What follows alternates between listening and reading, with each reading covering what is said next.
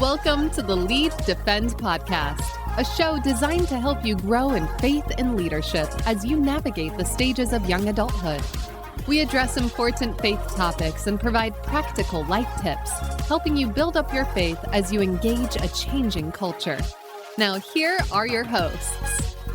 Hey, this is Ryan and Brock here at the Lead Defend podcast, and we've got Nathan Lino on deck. So excited about that. Hey, Nathan, tell us a little bit about your background. You grew up in South Africa.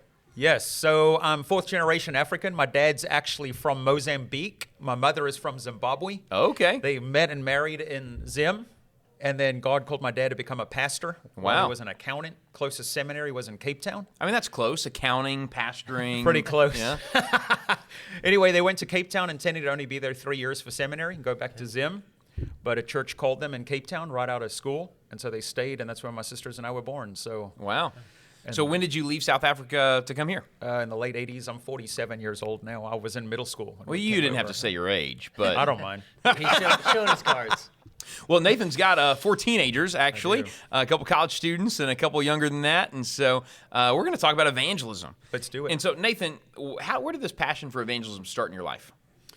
Man, from the time I was a preschooler, my dad would just take me evangelizing. Just the two of Wow. us. Didn't wait for our church to start evangelizing. It just, the two of us would go out frequently on Saturday mornings. He would model it for me. Yeah. Teach me what to say. And so he didn't want he wanted to start early enough in my life so I couldn't remember a time I was not evangelizing. Wow. You know how it is with evangelism. It never becomes natural, but it can become normal. Sure. Yeah. And so even all these years later, it still feels unnatural to share I'll share the gospel with my Uber driver today, and it always just feels a little, but it can become normal. And he just wanted it to be normal in my life, and it did. But Yeah. it bred this huge passion in me. Wow. And until I finished high school, he regularly took me out evangelizing. So you mentioned that, when people are sharing the gospel, there's always this kind of this feeling of it doesn't feel natural, but it can't feel normal. Well, why doesn't it feel natural? Why isn't it something that comes naturally to us? I think it's just that as sinners saved by grace, there is this inherent fear of man. Sure. That is very hard to overcome and impossible to overcome apart from the work of the Lord in us. And he knew this about us and sympathizes with that weakness because he said to us in Matthew 10, "Behold, I send you out as sheep among wolves." And then he said, "But fear not."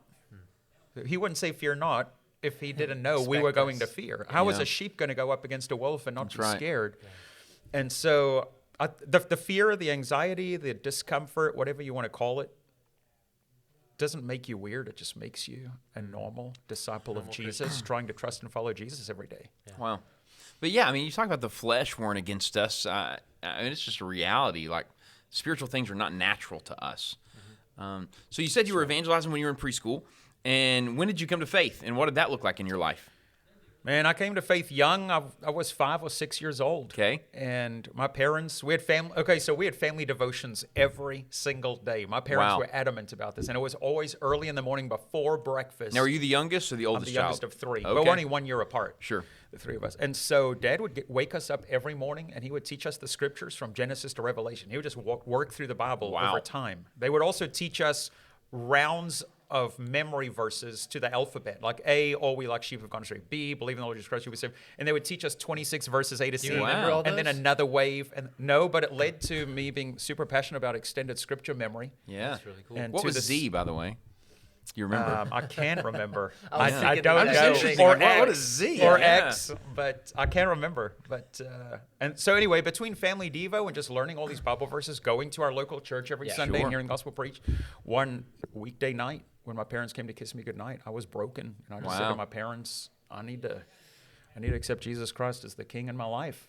Yeah. And So I we think did that it by my bed. The thing I was thinking is if there's never a time you can remember not sharing the gospel, it'd be really easy to just think, oh yeah, like I know this, I believe this, I'm saved because I've always been sharing it. But there was a distinct moment for you when it became real.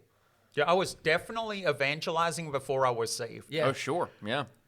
And by the way, I just want to clarify, when I say, like, I've been evangelizing since I was in preschool, I don't mean I'm an expert Oh, or yeah, I never absolutely. freak out. Or I was taken evangelizing Yeah. since the time I was at preschool. Yeah. Well, we're talking about young adults. You've got kids of your own, teenagers. What is your desire for them, your heart for them, as you think about the gospel, you think about them sharing the gospel? In terms of evangelism? Yeah. Yeah. Well, number one, I want it, again, in their lives, I don't want them to ever look back and remember a time they weren't. So we started Wow. them young. Yeah. But I also, I want them to know every single individual disciple of Jesus is recreated, as Ephesians says, and Yeah. commissioned to share the gospel as we go, as the Great Commission says. It's not a matter of personality, like you're introvert, extrovert, people-oriented, task-oriented, Yeah. older, younger. Again, it's unnatural to share the gospel, so it doesn't matter what your personality is. It's still unnatural. It's supernatural. When only through the supernatural work of Christ in your heart can you get this resolve, I'm supposed to be a lifestyle soul winner. So I'm curious, Nathan, are you an introvert or extrovert? How would you classify yourself? I'm an introvert that knows how to portray himself as an extrovert because I'm Okay. a senior pastor. Because Oh, that's what sure. you do. You got to be in front of But folks. being around people drains my battery. Yeah. Being alone fills my battery. Well, because I'm interested, you said whether you're an introvert, extrovert, and a lot of people assume evangelism is for the extroverts, Yes. like Yeah. for the people who are people. Yeah. But how do you see evangelism really coming to life in introverts? Well, I mean, and this also circles back to the question you asked about my kids. Like, I think we're all supposed to share the gospel, but I think how you share the gospel depends on the personality Jesus chose for you. That's right, Psalm yeah. 139, like, he knit you together in your mother's womb a certain way for a reason, and it's based on the calling he has for your life. Like, if anyone wants to come after me, let him take up his cross. Like, whatever the cross Wow. is he has in mind Yeah. for you to carry, he wired you for that. Yeah. And so we led all 4 of our kids they all soul win, but very differently from each other. Yeah. So Describe that so for for us. example, my son, like, he is never going to go knock on a door Sure. and be like, "Hey, I'm in not the his neighborhood, just drop by." That's not happening. Yeah. But here's what he did do. He played high school basketball, Yeah.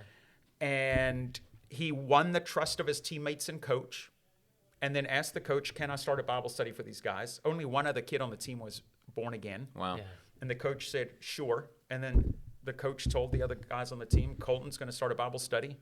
And so we went and bought the material. Like, we gave each of the boys Yeah. a book. Yeah. And these are, 17 and 18-year-olds at a high school basketball team. And he led a 9-month Bible study Wow. for his unsaved teammates. And Wow. by the end of the year, 4 of their families had been saved and joined our church. Wow. God. Whereas my oldest, so I have a son and then 3 daughters. Okay. So the second oldest, she is absolutely going to go knock on doors, and Yeah. does, and is shameless. And last June, before she went to her freshman year in college, our church we go door to door 4 Saturdays a year because it's part of our school of evangelism Yeah. to produce lifestyle evangelists. And so anyway, so it was the last time we could go door to door before she left for college. So we went Sure. together, she and I, like Wow. father-daughter bonding. She's Yeah. always loved sharing the gospel. And we went to this house, and it says no soliciting. And then it also says on the front door, it's one of those signs like, "I don't want to hear about Jesus. I Yes. don't want to hear about your politics." Yes. Like the board. Yeah. I don't want to buy Amway. I don't want to do it. Yeah. Well, by nature, I'm timid. Like, I identify with Gideon, not David. Sure. Right? Like, I'm timid. In the flesh, I struggle with the fear of man, and I'm a people pleaser. So we go up to that door, and immediately I'm like, look at all the signage. We should go to the next. And she's just, boom, starts pounding on the door. Doesn't think twice. Just didn't even blink. The lady opened the door and wasn't hostile, but was hard, very hard. Yeah. And my daughter just looked her in the eye and kept going. And when my daughter got to the end of the gospel, the lady started weeping and prayed to Wow. receive Christ. And we're discipling her in our church right now. Wow. My son would never do that. Sure. My daughter didn't even blink. They just each have their own personality. And so we want them evangelizing. We want them doing it within their personality. And I think that's what faithfulness as a soul winner looks like. Well, that's freeing, Nathan, because I think sometimes people have a very narrow view of what boldness in the Lord means for them. Yeah. They think, boldness has to mean I'm going to go door to door. I came to faith through somebody knocking on our front door. Yeah. I'm thankful for their boldness, but that's not everybody's boldness. Yeah, Yeah. that's right. And so you really bring into life how God uses gifts. How would you say you train people in evangelism? Yeah. Okay, so what we do is we offer a 2-hour evangelism training workshop. Okay. We've probably run 800 people in our church through it in the last Wow. 18 months since I got there. It's a one-time 2-hour workshop, and we just teach them a very simple gospel presentation. Sure. That just follows the Bible's gospel paradigm of God, man, problem, Christ response. Yeah. Like, tell them about God, tell them about man, tell them about our problem with God, tell them about Christ, tell them how to respond. Wow. And I'm not so interested in the words my people are saying. Just Sure. but we teach them a gospel Yeah. presentation. It takes about 60 seconds to share it. And so but when we teach that workshop, it's on a Sunday afternoon from 4 to 6. And the very next Saturday, we schedule a door-to-door outing. Wow. And we have trained trainers to Okay. take the trainees. And so we put the people who come to the workshop on Sunday where they learn the content in 2s and 3s on these teams with a trained trainer who takes them out and models it and demonstrates it and asks them what they feel ready for and lets them do that part of the visit. Helps them. And what we've learned is if someone will come to the workshop and then come to a couple of door-to-doors, it transforms them and they just start sharing the gospel at school and in the front yard and in the grocery store. Nathan, that's personally encouraging to me. So I told you I came to faith. An mid 80-year-old lady came, knocked on our front door, shared the faith evangelism. Oh, yeah. You know, F is for forgiveness, A is for available, forgiveness available for all. Impossible turn. Yeah, impossible to... What is it, heaven? I got trained in that years ago. T is for turn, and Yeah, the H that's is for right. heaven. Yeah, and so share the gospel. I didn't respond because she was sharing it with my mom, but I heard through the door, responded the next Wednesday. I went to church for the first time in my life, responded the next Wednesday, and then the only thing I knew Christians did was go door to door and share that presentation. So the very next week, I was in a training group for that. But there's not a lot of opportunities abounding like that. No. Yeah. So what would you say to a student who is hearing this and they're like, hey, I could start a Bible study with my basketball team, or I could take initiative here, but there's not really a community around them encouraging them with it. Where would you tell them to start? Yeah. Well, according to 1 Timothy 4, the onus is kind of on us. In an ideal situation, your local church is providing ops for training and reps. Mm-hmm. Like, that's what we're trying to do between the workshop and the door-to-door. Like, you learn content and come get practice reps. Yeah. But at the end of the day, 1 Timothy 4 says to us, train yourself for godliness. Yeah. And so again, it's unnatural to become a soul winner. It's super. So you got to train for it. And just like with any sport, when you train at something, you're transformed into someone skillful at that sport. Yep. The only way to become a skilled and more comfortable, for evangelism to become normal, as we said a few minutes ago, is to get training reps. And so I would say to a student, if you're not being provided with reps, find an older, godlier, not necessarily older in age, and spiritual maturity. Find an older, godlier Christian in your church or Christian organization on your campus and just say, will you help me learn how to share the gospel? And let someone take you and just walk around campus looking for opportunities in the student center. And when I was in college at Texas A&M, we trained lots of college students in how to share the gospel one-on-one by just taking them around campus every Thursday at noon. Yep. Nathan, would you say that you're a gifted evangelist? No. No? No. So as a person who's not Hard gifted in evangelism, I'm encouraged by that because you're saying, no, I still do it. Yeah. Because it's not just I'm a gift. seed sower. You're not gifted. You don't feel like you have the gift of evangelism, but that passage, do the work of an evangelist. Yes. You're like, oh, it's still got me. Yeah, that's right. Some people do have the gift of evangelism. Absolutely. But we're all still responsible to just like some people have the gift of giving, though we're all still responsible to give. Yeah. Same idea. But I'm just a seed sower. I mean, okay, if you want to talk numbers for ratio reasons, I bet I would guesstimate I share the gospel one-on-one maybe 150 to 200 times a year. Yeah. And I get 1 to 3 converts. Sure. I think that's helpful for people to hear. It is, because a lot of folks say, well, man, I shared with this one person, but Nothing happened. Or they said no. Have you ever read Mark Cahill's book, One Thing You Can't Do in Heaven? No. It's a great book, One Thing You Can't Do in Heaven. And he laid something out in that book that was so helpful for me. He said a lot of times we think when we share the gospel with a person and they say no, it's a loss. And so we have the spectrum. It's a win if we plant a seed. It's a win if they trust Jesus, but it's a loss if they say no. Yeah. But he said, no, actually, count it pure joy. Like Yeah. if they say no, if they persecute you even. The win is that you were faithful to do what Yeah. Jesus said. And so sharing the gospel is the only win-win-win situation I could ever find. Yeah. To where That's right. you just never lose sharing the gospel. Well, another thing you got to bear in mind is personal evangelism, this is how we say it, it's as much for the sanctification of the witness as the justification of the unbeliever. Yeah. There is God and his genius, when he designed one-on-one evangelism, it's a 2 birds with 1 stone thing. Like the lost person gets the opportunity at salvation, but the saved person receives tremendous sanctification Yeah. through. And there are things we come to know about Jesus and ways we're conformed to his image through evangelism, we are not if we don't evangelize. Yeah. So Wow. there is no losing evangelism situation. Even if the lost person says no, I'm gaining that sanctification. That's right. That's Yeah. a great word. Hey, we've got some church leaders listening to this podcast, and I could see them thinking maybe they evangelize, but they're seeing some holes in their church's evangelism strategy. How would you encourage them for some places to start? What should they do to start implementing this in their ministries and their churches, and maybe some things to watch out for, mistakes that can be commonly made when trying to train people? For Yeah, I wouldn't worry about mistakes. The only wrong evangelism is no evangelism. Like, make good. mistakes. It doesn't. Yeah. You can even get anyway, we can go down that rabbit hole another time. But I wouldn't worry about it. What I would say is you want to create as many different layers or strategy initiatives as you can for every person in your church, regardless of personality and wiring, to be involved in evangelism. You can't Very just good. go door to door. Like, food distribution opens the door to share the gospel. Yeah. Yeah. Food and clothing distribution. Like, start a food pantry. Yeah.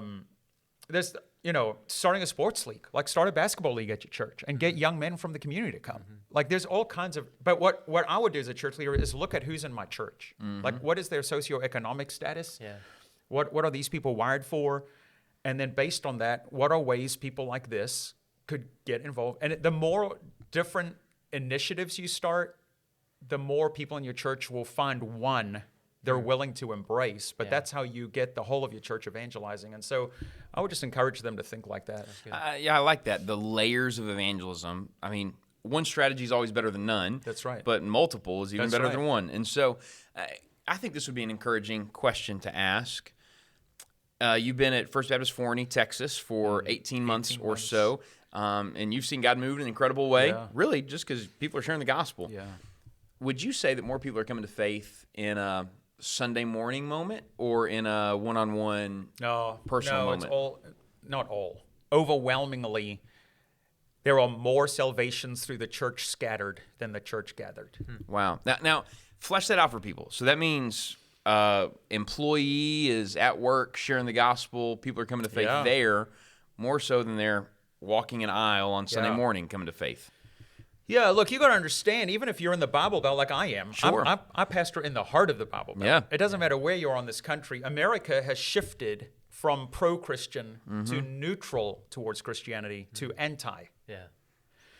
So while in the Bible Belt, it is still somewhat effective to have a big event on your campus and invite unbelievers to it. They'll Sure. still show up right now. That's fading.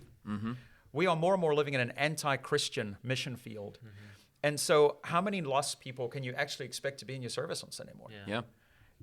On any given Sunday in a church like we have, 1,800, 2,000 people on Sunday morning. I mean, might there be 10 lost people in the room? Why would a lost person be there? Yeah. Why would they get up to come to that building where the people who go there get canceled in the public square? And so if there's 10 in a large church or 20 unbelievers, how many do you think are going to get saved on a random Sunday and walk the aisle? Like, Yep. that's not where it's going down. No. Where it's going down is my people building relationships with people and then saying, can we go get coffee? Can we go get lunch? And here's the thing, and the reason I brought you to lunch today is I love you and I value you. And there's one thing I got to tell you because it's the most important thing in the world to me. And if you don't want to ever talk about this again, we won't. I'm not going to hound you about it. Sure. But if I don't tell you, I'm going to just live with guilt my whole life. So let me just tell you. Most important person in my life is Jesus, la-di-da. And that is how the unchurched, it's off campus. It's through the church scattered. One of the where it's things happening. is I train college students in evangelism. I find they have, once they work up the courage, the boldness, the Lord works in their life, and they share the gospel. One of the hardest things for people is the end. After you've shared the gospel, asking, I call it the golden question. Yeah. Would Close you like the deal. Would you like to make the decision to trust Jesus? So how do you train people to ask that question and actually lead a person to faith in the Lord?